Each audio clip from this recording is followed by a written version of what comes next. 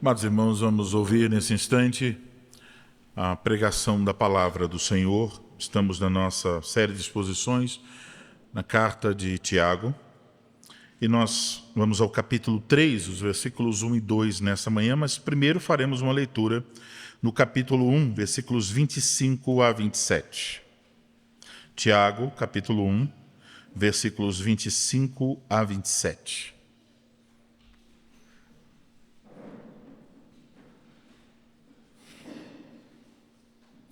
Assim diz a palavra do Senhor. Mas aquele que considera atentamente na lei perfeita, lei da liberdade, e nela persevera, não sendo ouvinte negligente, mas operoso praticante, esse será bem-aventurado no que realizar. Se alguém supõe ser religioso, deixando de refrear a língua antes, enganando o próprio coração, a sua religião é vã. A religião pura e sem mácula para com o nosso Deus e Pai é esta: visitar os órfãos e as viúvas nas suas tribulações e a si mesmo guardar-se incontaminado do mundo.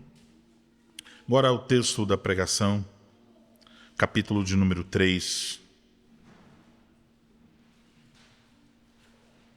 versículos 1 e 2. Tiago 3, versículos 1 e 2. Meus irmãos, não vos torneis muitos de vós mestres, sabendo que havemos de receber maior juízo. Porque todos tropeçamos em muitas coisas. Se alguém não tropeça no falar, é perfeito varão, capaz de refrear também todo o corpo. Vamos orar ao Senhor mais uma vez. Ó Senhor, nosso Deus, ouviremos, Senhor, nesse instante a exposição da Tua palavra e mais uma vez confessamos que o nosso socorro vem do Senhor. Precisamos de Ti. Precisamos da Tua graça sobre a vida daquele que fala, para que seja de fato arauto do Senhor, que exponha fielmente a Tua palavra, de tal modo que a Tua palavra alcance o nosso coração. Dá a cada ouvinte a capacidade de ouvir com atenção, de receber com mansidão, reconhecendo a voz do Supremo Pastor por meio da exposição da Tua palavra. Que o Teu Espírito Santo use, Senhor, a pregação da palavra para nos conformar à imagem do Teu Filho Jesus Cristo. Pedimos isso humildemente, em nome dEle. Amém.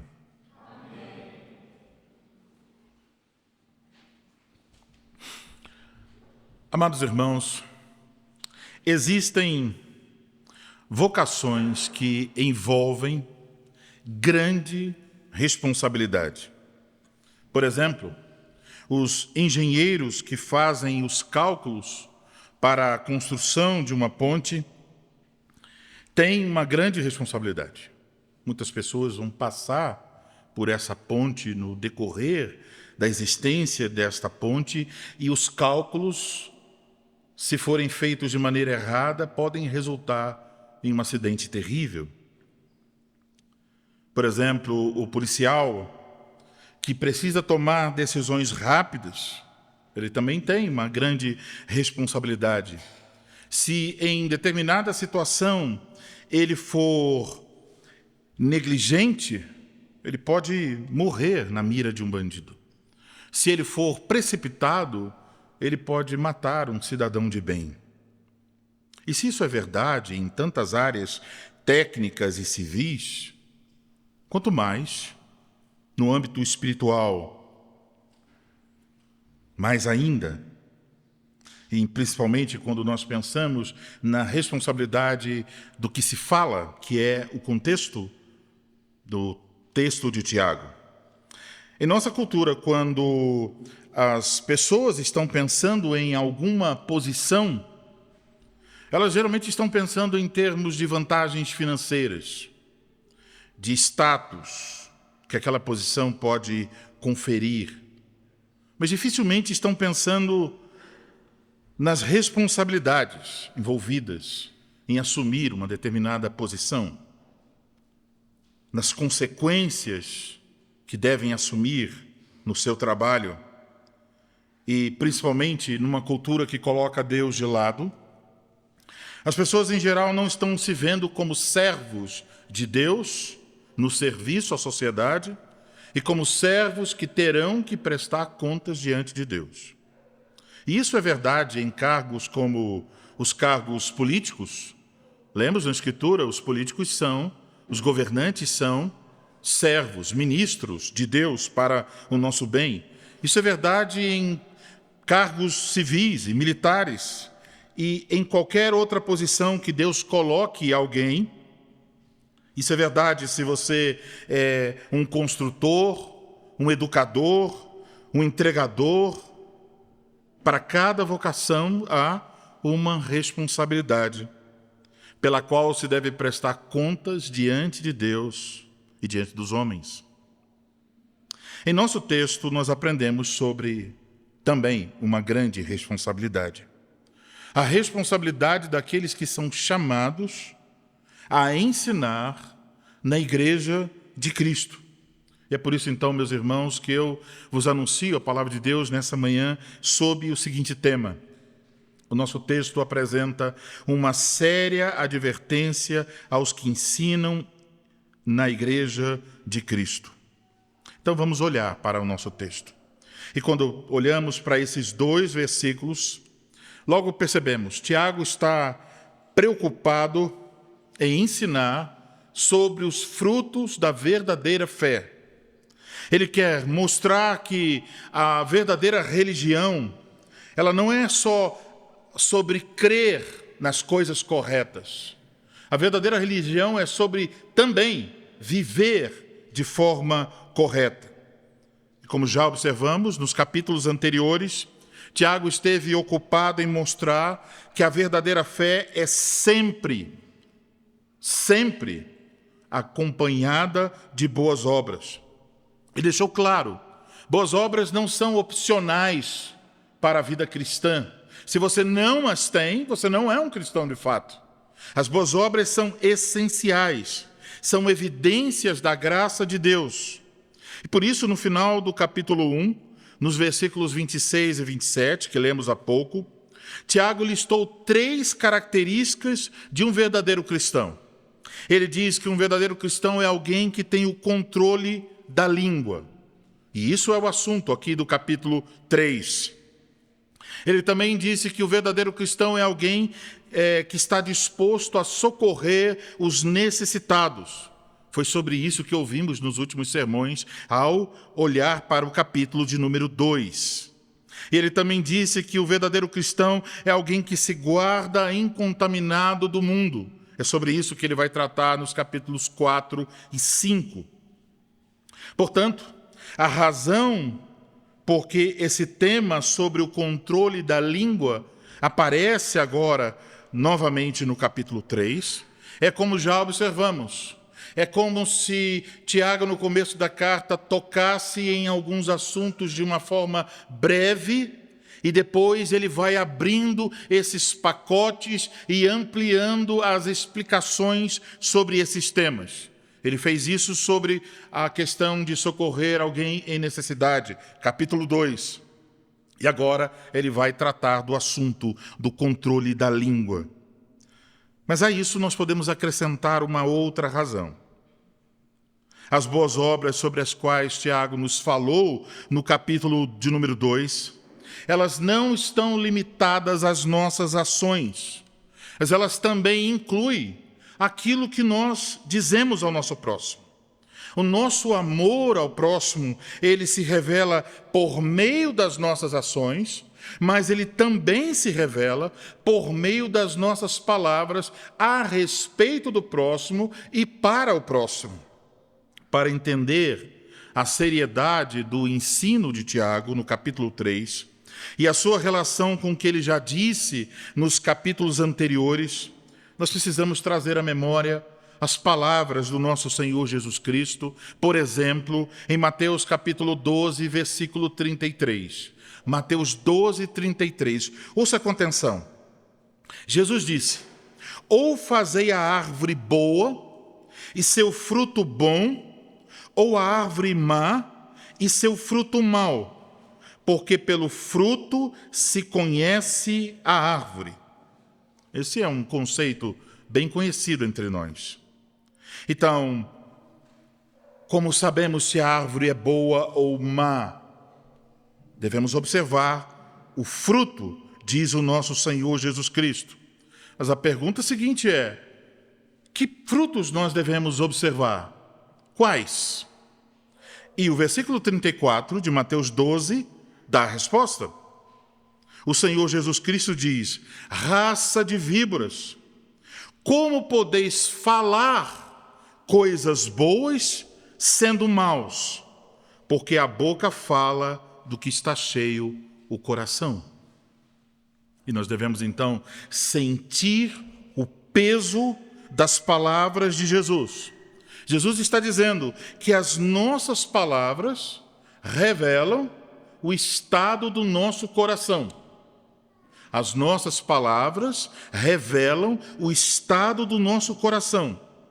Se a sua fé, se o seu cristianismo for avaliado com base no que você diz ao seu próximo, qual será o resultado dessa avaliação? O que há nas suas palavras? Há, porventura, mentiras? Há desrespeito? Há críticas? Há fofocas? Falsidade? Prevaricação? Imoralidade? Ira? Amargura? Reclamações? Você fala de forma grosseira, ofende as pessoas e ainda fica em paz? Então, uma grande pergunta que surge é: o que as suas palavras revelam sobre o seu coração? Essa é uma pergunta importante. O que as suas palavras revelam sobre seu coração? Ao olhar para o ensino de Tiago sobre este assunto, provavelmente todos nós chegaremos à conclusão de que nós precisamos rogar a Deus por mais da sua graça para que nós sejamos capazes de controlar a nossa língua. E por outro lado, aqueles que possuem um padrão pecaminoso de falar, talvez isso possa indicar que tal pessoa ainda precise ser alcançada pela graça de Deus. A questão que surge é: o que a sua maneira de falar revela sobre a sua condição espiritual? Isso é o contexto das palavras de Tiago. E agora que temos uma ideia geral do que Tiago está tratando aqui nesses versículos e nos posteriores do capítulo 3, outra pergunta precisamos fazer. E a pergunta é: por que Tiago então começa esse assunto falando sobre os mestres? Ele começa o versículo dizendo: meus irmãos, não vos torneis muitos de vós mestres. Mestres aqui se referem àquelas pessoas chamadas por Deus para explicar e aplicar a palavra de Deus à sua igreja. Tiago então começa mostrando que sobre aqueles que ensinam a palavra de Deus pesa, em primeiro lugar, uma grande responsabilidade sobre aquilo que eles falam. O engenheiro é responsável, o médico é responsável, mas devemos ter ciência. Os mestres, os pastores, os presbíteros, os diáconos também são responsáveis. Por causa do serviço que lhes foi confiado, por exemplo, aos pastores e mestres, o serviço de ensinar a igreja, Suas palavras têm importância. E sabemos, a Escritura ensina claramente que Cristo, que agora está sentado à direita do Pai, concedeu à sua igreja como dons celestiais certos homens para servirem como pastores e mestres. A responsabilidade deles é pregar, ensinar, aplicar a palavra de Deus. É por meio deste meio, a pregação, o ensino da palavra, que os pecadores são levados ao arrependimento e à fé em Cristo Jesus. É por esse meio que a igreja de Cristo é fortalecida, edificada, preparada para encontrar-se com o seu noivo, como vimos no Salmo 45 nesta manhã. No entanto, aqueles que são chamados para pregar e ensinar da igreja de Cristo são alertados aqui, porque eles também são suscetíveis aos pecados da fala. Eles também podem falar com ira, com amargura. Eles também podem mentir. Eles também podem criticar, reclamar e enganar. E como mestres na igreja, a fala pode ser uma bênção, mas também pode se converter em uma maldição. Por suas palavras, eles podem fortalecer os fracos, encorajar os desanimados, instruir os ignorantes, ou podem, pelo mau uso de suas palavras, se tornar um tropeço para os mais fracos e imaturos. E por isso, então, Tiago diz e faz essa solene advertência. Meus irmãos, não vos torneis muitos de vós mestres. De certa forma, devemos ouvir essas palavras e tremer. São pesadas. São chocantes. Porque poderíamos, então, dizer, meus irmãos, não queiram muitos de vós se tornarem ministros da palavra, se tornarem presbíteros ou diáconos. Não queiram ser missionários, não queiram ser mestres em qualquer sentido na igreja. E quando ouvimos isso, ficamos em choque, porque parece que há aqui uma contradição. Parece que está indo na contramão do que normalmente nós pedimos em oração. Vocês já me ouviram várias vezes orando ao final do culto e dizendo: Senhor, concede a esta congregação presbíteros e diáconos e ministros da Tua palavra para o nosso Brasil. Parece uma contradição, mas se observarmos com cuidado, veremos que não. A Escritura nos ensina, de fato, que Cristo dá pastores e mestres à sua igreja. Então, aqui não é um desencorajamento para quem foi chamado por Cristo para ensinar na igreja. Até a Escritura diz que alguém pode almejar isso. O que Tiago quer mostrar aqui é que ensinar na igreja de Cristo envolve uma grande responsabilidade. Essa responsabilidade não deve ser assumida por qualquer pessoa. Ela não deve ser assumida de forma leviana.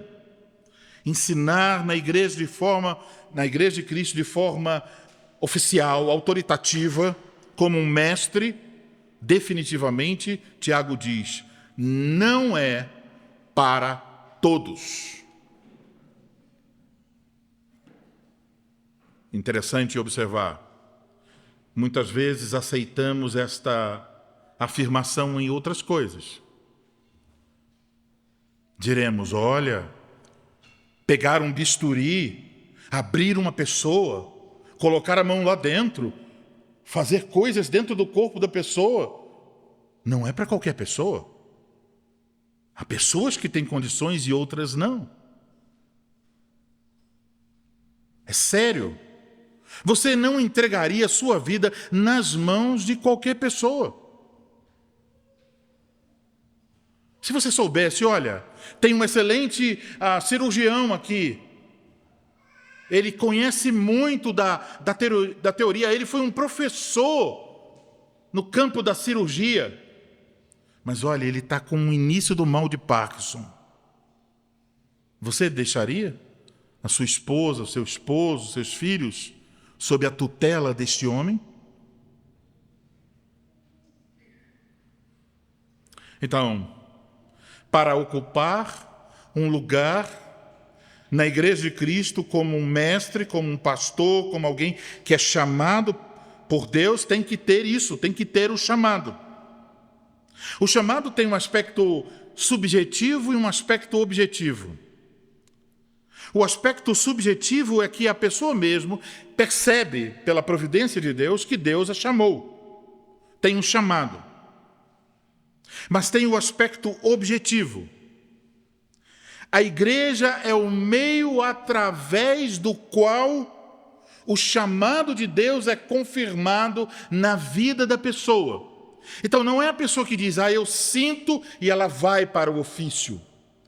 Ela pode sentir, mas deve ter o meio que Deus mostra o chamado, através da sua igreja. Ninguém deve desejar se tornar um mestre na igreja sem um chamado legítimo.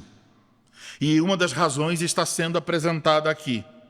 A vocação de ensinar na Igreja de Cristo envolve uma grande responsabilidade. O que pastores e mestres falam tem consequências eternas. Suas palavras podem edificar ou derribar. Mas o que nós vemos em nossos dias? Em muitas igrejas, qualquer pessoa que demonstre alguma capacidade de oratória ou que demonstre o mínimo de conhecimento, aquele que possui um olho só se torna o mestre de todos.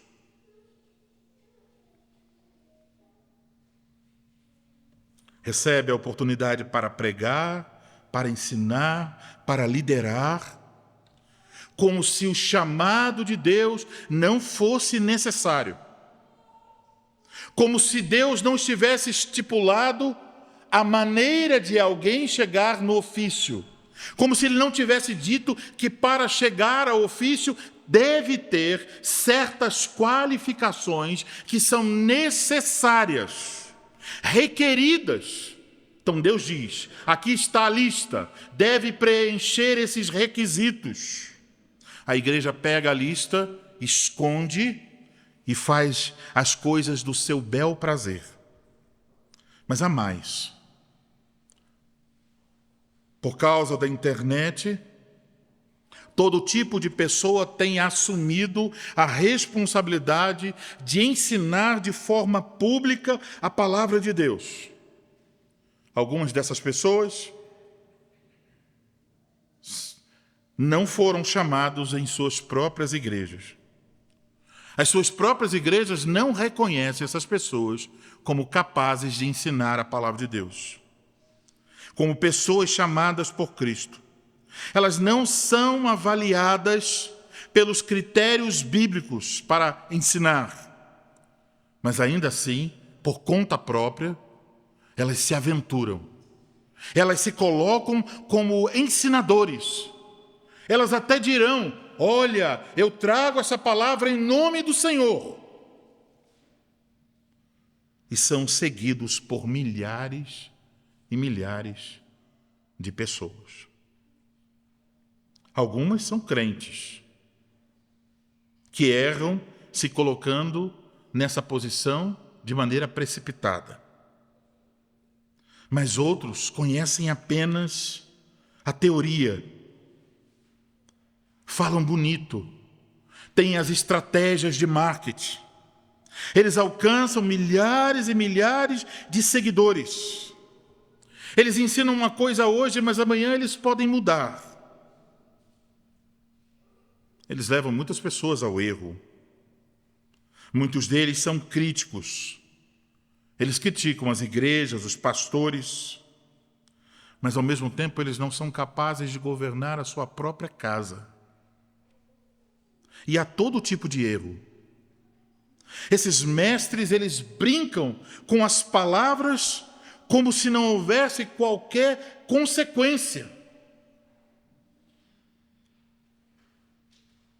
E o mais triste é que a mesma pessoa que não aceitaria um cirurgião que mente, imagine, você vai consultar com alguém e o seu cirurgião, em uma consulta, mente para você. Aí você depois, rapaz, eu não posso confiar nesse homem. Ele disse tal coisa, mas isso não é verdade. Ele me enganou. Que cirurgião sem vergonha, terrível, que cirurgião imoral. Jamais, eu não vou colocar a minha vida em risco. Mas encontramos homens que mentem. Por exemplo, ontem mesmo eu assisti um documentário de 3 anos atrás. E o documentário era um documentário sobre os pastores no tempo lá da época do 8 de janeiro, quando o povo estava nas ruas e tudo mais. Como esses homens disseram mentiras. Como eles disseram, olha, Deus me revelou que vai ser assim, que vai acontecer tal coisa, que Deus vai trazer à tona, que o exército vai agir, que disseram muitas coisas. Dá vergonha de ouvir, porque o nome de Cristo está lá. E eu vi um desses homens, um mentiroso, contumaz. O repórter disse, veja, esse pastor aqui, ele tinha milhares e milhares de seguidores. E então eu, curioso, fui até o canal dele. Ele continua tendo milhares e milhares de seguidores. Ele mentiu em nome do Senhor, mas as pessoas continuam a procurá-lo sem levar em conta que é um falso mestre. Tiago nos ensina que ensinar na igreja é algo perigoso. Ele diz que os mestres incorrerão em um julgamento mais rigoroso. Isso é uma imagem, de certa forma, aterradora. Cristo, o supremo pastor da igreja, cujos olhos nunca descansam, cujos ouvidos nunca se fecham, ele está olhando atento para os que falam em seu nome à igreja. E eles serão julgados por padrões mais elevados do que as pessoas os julgam aqui na terra. A ideia é de que terão de prestar contas diante do Senhor. Você pode notar isso por toda a Escritura. Como aqueles que são chamados a falar ao povo de Deus são cobrados.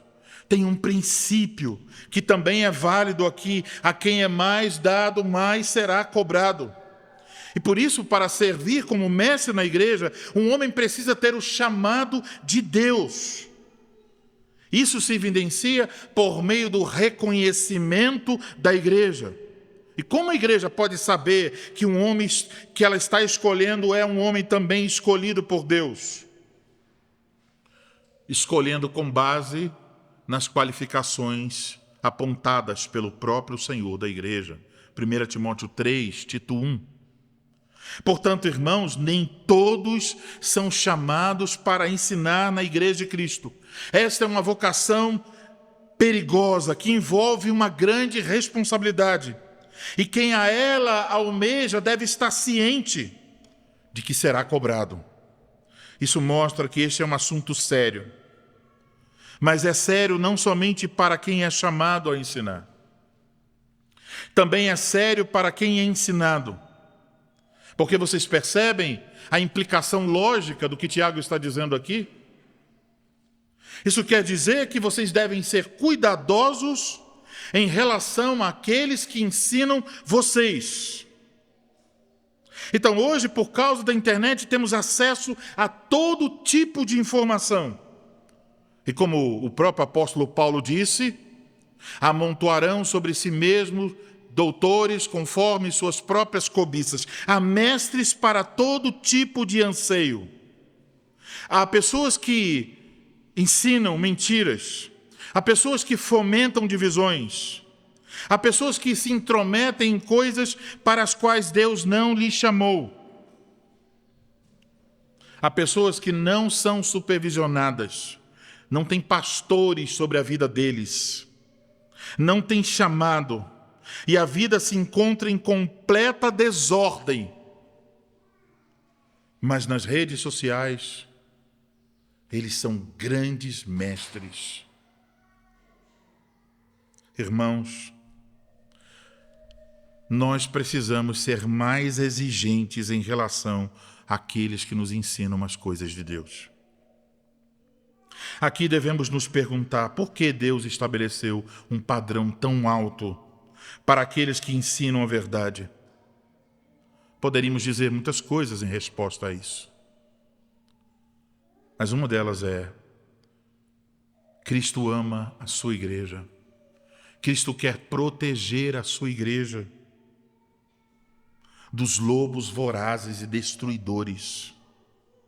Agora, será então que a igreja deve procurar apenas homens perfeitos?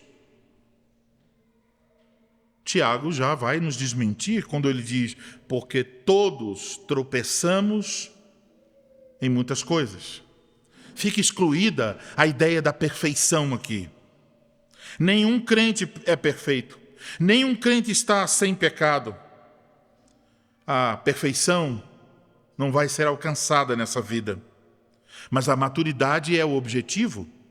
Um dia nós estaremos perfeitos diante de Cristo, mas agora não. Todos nós pecamos. Essa afirmação também inclui os pastores e mestres. Então, eu sei que vocês já sabem disso, mas vocês precisam ser lembrados. Não existem pastores perfeitos. Não existem pastores perfeitos, porque todos, inclusive os pastores, tropeçam em muitas coisas. Então, devemos ser realistas a esse respeito, no que diz respeito à nossa vida cristã e a respeito da vida de outros cristãos. Significa que todos nós que tropeçamos precisamos viver em contínuo arrependimento e constante busca pela graça de Deus. Então, não devemos imaginar que vamos encontrar líderes perfeitos, mestres que nunca tropeçam. Isso não é verdade. Mas Tiago diz isso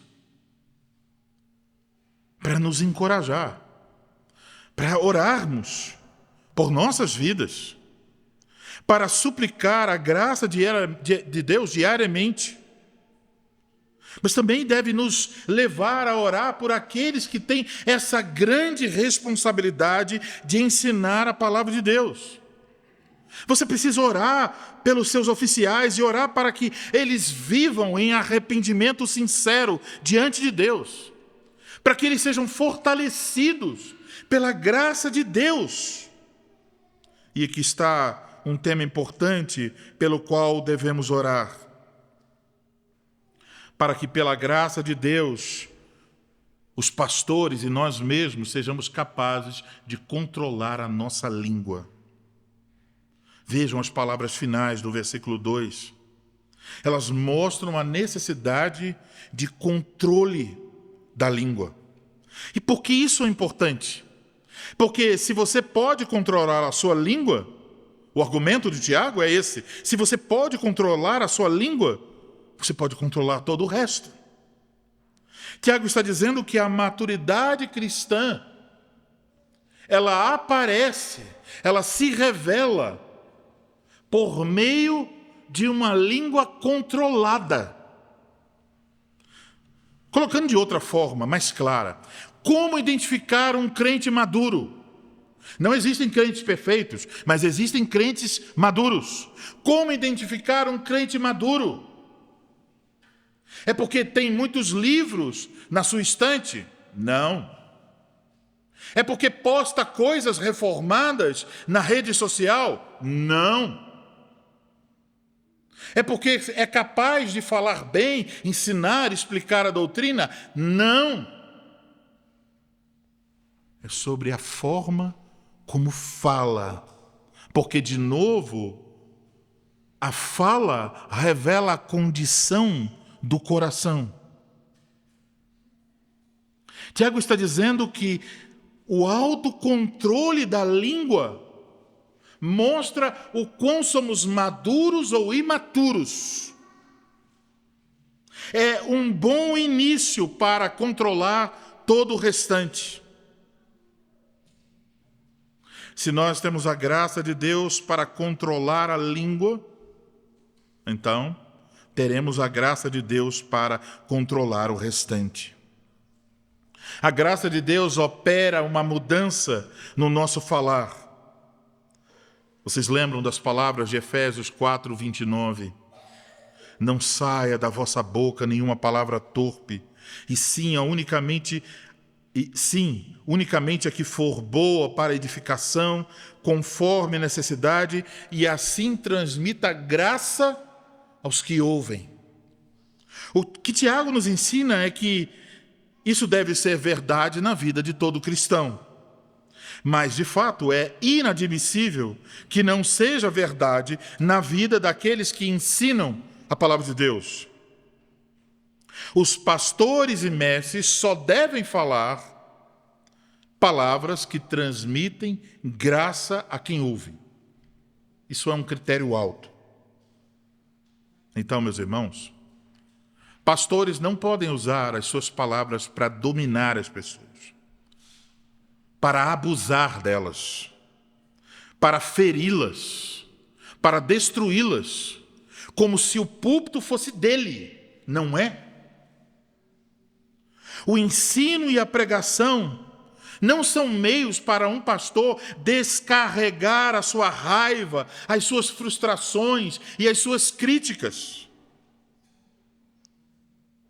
Não são sobre os sentimentos de quem ensina ou os sentimentos de quem prega. O assunto do púlpito é o poder de Deus revelado no Evangelho de Cristo Jesus, o nosso profeta, sumo sacerdote e rei. Então, meus irmãos, o objetivo de Tiago não é nos desanimar. Não é desencorajar que alguém que queira servir como pastor, como presbítero, como diácono na igreja de Cristo. Porque, de fato, se perfeição fosse requerida, eu, e acredito nenhum de nós, poderia ocupar essa posição. Mas ouvir o ensino de Tiago deve nos fazer desejar estar mais perto de Cristo, porque olhamos para nós e sabemos, somos insuficientes. Devemos recorrer ardentemente à sua graça. E devemos todos orar para que as palavras dos que ensinam na igreja sejam temperadas pela graça de Cristo e se tornem efetivamente no púlpito, na catequese, na visita pastoral, nas conversas, um instrumento para o bem do povo de Deus e para a glória do nosso Salvador.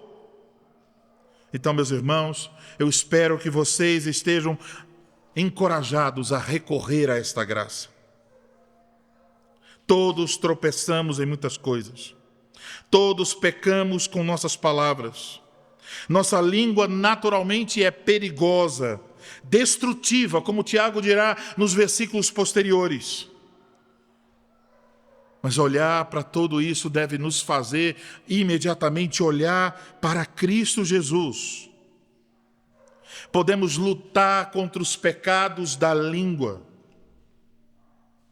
Podemos falar de modo edificante por causa de Cristo Jesus.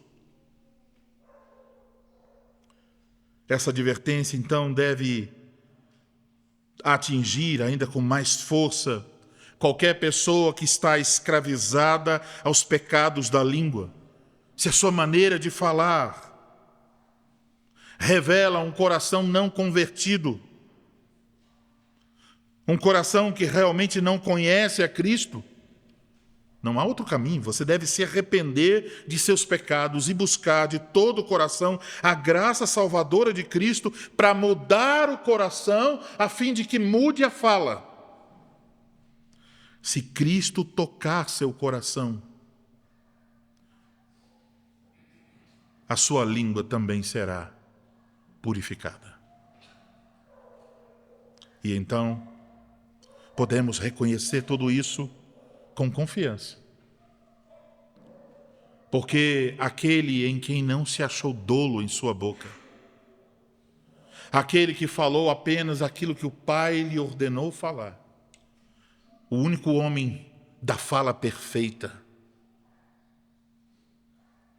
morreu pelos nossos pecados da língua. Então temos esperança em Cristo Jesus. Temos perdão em Cristo Jesus. Mas não para viver do jeito que nós queremos, mas para usar a nossa língua como instrumento de justiça para glorificar o nosso Salvador, com palavras temperadas com sal. Que Deus nos conceda a sua graça de nos refugiarmos sempre na justiça de Cristo, mas buscarmos com todo empenho do nosso coração, para que o nosso falar revele a redenção que possuímos nele. Que isso seja verdade para a pessoa mais simples, que até tem vergonha de falar. Que isso seja verdade para aqueles que foram chamados para ensinar a Igreja de Cristo. Amém.